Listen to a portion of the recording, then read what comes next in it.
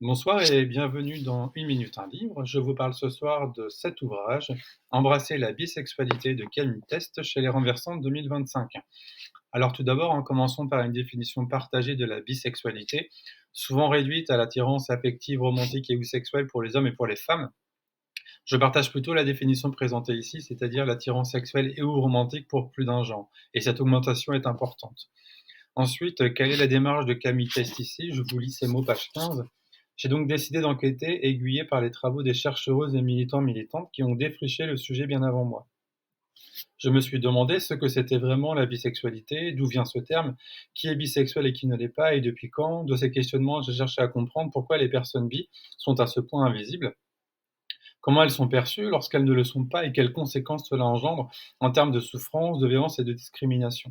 Pour finir, je me suis aussi demandé comment les bi résistaient. Alors, en effet, la bisexualité et le biromantisme, finalement, sont, au même titre que d'autres orientations sexuelles et romantiques, invisibilisées et silenciées. Un rapide tour de votre cerveau, de votre tête, et vous allez vous apercevoir que c'est un sujet, que vous n'envisagez pas et finalement, dont vous entendez peu parler, notamment dans les médias. Alors, quelles sont les différences avec la pansexualité? Alors déjà, dans la pansexualité, étymologiquement, un pan égale tout. Alors, je vous laisse continuer la définition par vous-même. Camille Test précise que les frontières entre bisexualité et pansexualité sont poreuses, et les études confirment cette porosité. En réalité, beaucoup de bi affirment, et eux aussi, que le genre ne joue pas de rôle majeur dans leurs attirances. Il y a donc les définitions, mais il y a aussi la réalité. Ce qui importe, c'est le principe d'autodétermination, c'est-à-dire l'expertise des gens sur leur propre vie. Chacun, chacune choisit de porter une étiquette ou non. Alors historiquement, la reconnaissance de la bisexualité a pu présenter le risque de compliquer les luttes pour les droits des personnes homosexuelles, précise Camille Test, et ce pour plusieurs raisons. D'abord, parce que selon Yoshino, la fluidité qu'implique la bisexualité fragilise l'argument de l'homosexualité immuable, plus connu comme la théorie du Born This Way. Cette théorie, aujourd'hui remise en question pour son caractère essentialisant, consistait à dire que l'homosexualité est innée et est irrévocable. L'ouvrage vous propose donc des courtes expériences, par exemple page 67, je vous lis. Tentons une nouvelle expérience, sans trop y réfléchir. Quels traits de caractère associez-vous d'emblée aux personnes bisexuelles?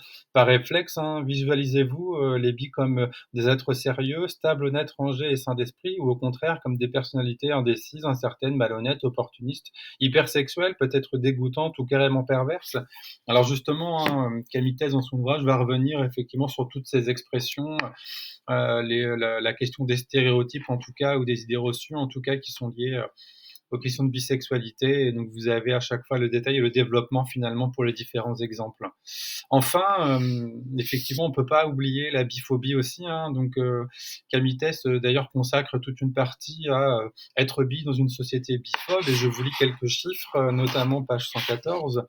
66 des jeunes bis se sont déjà sentis très tristes et désespérés, contre 49 des homos et 27 des hétéros. 30 des jeunes bi déclarent avoir été harcelés en ligne, contre 20 des homos et 14 des hétéros, ou encore 36 des jeunes bi déclarent avoir été harcelés à l'école, contre 27 des homos et 18 des hétéros.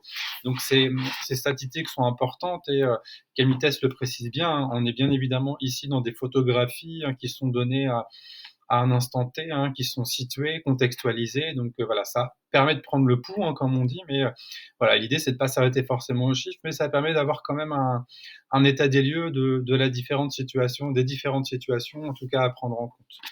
Voilà, je vous invite vraiment à découvrir en tout cas l'ouvrage en intégralité, c'est très riche, et c'est vrai que on apprend énormément de choses, même si on travaille déjà sur les questions LGBTQIA+. Mine de rien, je pense que c'est un ouvrage important dans cette culture-là, en tout cas, à présenter dans votre entourage ou dans le cadre des formations. Voilà. Je vous souhaite une très bonne lecture et à bientôt.